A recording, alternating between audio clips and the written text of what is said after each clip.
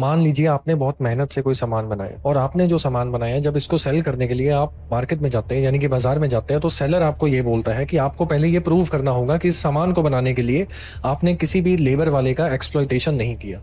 जब आप इस चीज़ को प्रूव कर दोगे तब ये सामान जो है वो मैं इजीली खरीद लूंगा। लेकिन अगर आप इस चीज़ को प्रूव नहीं कर पाए तो आपके ऊपर जो है वो टैक्स लगेगा। ये सेम हमें सुनने को मिला लास्ट मंथ जब मार्को रूबियो नाम के पर्सन जो कि अमेरिका के मिनिस्टर हैं वो इंडिया में आए।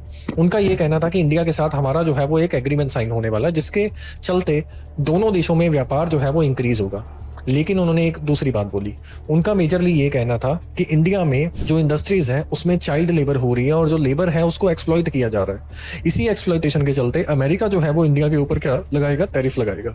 और उन टैरिफ के चलते चीज़ों का प्राइस जो है वो अमेरिकन मार्केट में इंडियन चीज़ों का प्राइस ज़्यादा हो जाएगा, जिसके चलते लोग उन चीज़ों को कम खरीदेंगे और हमारा जो एक्सपोर्ट है वो अमेरिका के साथ कम होगा। भारत इस पर ये बोल रहा था कि ये जो रिपोर्ट्स अमेरिका के द्वारा हाईलाइट की जा रही हैं ये 10 से 15 साल पुरानी रिपोर्ट्स हैं, तो इन रिपोर्ट्स का आज की डेट में कोई रेलेवेंस नहीं है।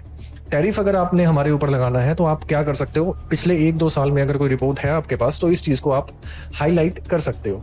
तो इन चीज़ों के चलते भारत और यूएस के बीच में जो डिसएग्रीमेंट्स हैं ये कॉन्टिन्यूसली इंक्रीज होते चले जा रहे हैं।